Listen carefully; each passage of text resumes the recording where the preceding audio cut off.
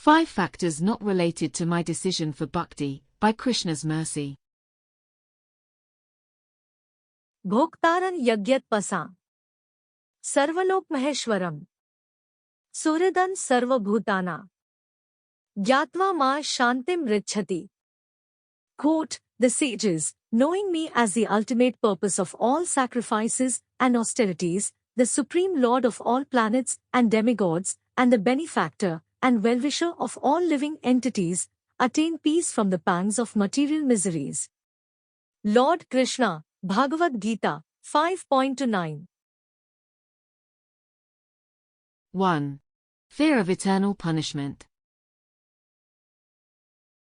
I sure do think about the afterlife. I am not silly enough to believe that this is the only opportunity we get. Especially considering the dangers within the womb, how so many children barely make it out alive, so much is out of our control. If one of the miseries of life should attack, with strong enough force, there is no chance at survival. Does that mean we are finished? We have no chance at redemption. What about the people who are suffering a hellish existence right now? They are eligible for salvation, according to your plea. It is only at the time of death that they lose the chance. Your threats make no sense to me. We are already being punished. What can be worse than taking birth, forming attachments, and then eventually leaving everything behind? That is torture of a diabolical variety. It is like we are pawns in this sick game. 2. Clearing addiction to drugs and alcohol. I did not find the Lord after hitting rock bottom. Good for you. I am not against hearing your testimony, but I never fell on hard times. I was never so lacking in control that chemicals took over. I was scared straight during childhood, I guess. I always associated those substances with negative outcomes. 3. Dogmatic insistence.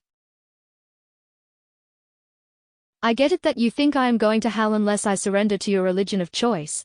You insist that I follow this savior and read that book, but I tend to approach controversial issues in a rational manner. I like to hear both sides out. I trust myself to make the right decision, as long as it is an informed one. If one side is blocking access to information from the other side, that behavior certainly plays a role in my decision. I weigh the pros and the cons. I will not follow blindly. 4. Hating other people. I get it that you group people into believers and sinners. The good guys and the bad guys. The people you are allowed to talk to and the ones you should avoid. It sure makes life easier when you think everyone else is screwed up, that you are better than them, that they are destined for a terrible fate. I am not into those sorts of distinctions. I think people are generally good. They may fall into bad association. They may get caught up in false ego, in the illusory pursuit of everlasting wealth, influence, and fame. I don't hate people for succumbing to temptation. I have compassion for them, for everyone, in fact. 5. Fear of the Almighty. I guess this is a good reason for following pious behavior. Walking the path of righteousness. Fear of punishment for straying, for deviating from the principles. I guess it is better to be afraid than to think there is no supreme controller. At the same time, why would I be afraid? I already suffer enough. What can be worse than death? It is like this force just waiting to strike. We are all caught under the wheels of time rolling forward. There is no protection against this onslaught. If I am to follow religion, I will do it on friendly terms. I would think that God is the nicest person in the world. Just consider how valuable a single individual is. Consider the mother in the home. She is like the cook, the cleaning person, the teacher, the driver, and the best friend combined into a single person. How can you place an appropriate value on that? If there is a God, He must be the kindest of all. He must be all things to all people. He must be available simultaneously, in the way that the sun distributes its heat and light across the globe. He must be predictable in the manner of the elements of nature, and how everything comes together for the basic continuation of life. A person following Bhakti Yoga does not require any of the above justifications. A person can come from any situation of being and develop an attachment to the lotus feet of the all-attractive one. He is the greatest well-wishing friend, after all. It is to him that all activities should be dedicated. He is the dominating force, above even the formidable nature, under whose rules we must adjust our daily life. चतुर्विधा भजन्ते मां जनाः सुकृतिनो ऋण आर्तो जिज्ञासुर अर्थार्थी ज्ञानी च भरतर्षभ.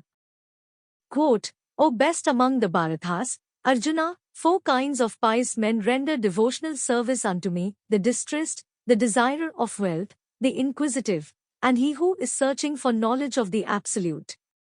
Lord Krishna, Bhagavad-gita, 7.16. Sri Krishna lists 4 general categories of people who approach him. This is in the initial meeting, in seeking out his assistance. A person does not need to be pure in thought, word, and deed. They do not require any pre-qualifications, and the approach is all auspicious. That is to say, whether someone is full of desire, free of desires, or wants only liberation, they can benefit from the interaction with Krishna. He is the same God for everyone, in the manner that the same sun allows for the continuation of life. Devotional life, Bhakti Yoga, is dedicated to Krishna because of his amazing qualities, of which we continue to learn through further dedication to the practice. In closing, of amazing qualities in store. Learning more and more. Bhakti practice through Krishna dedicated to not requiring fear dreaded or threats to worst place headed.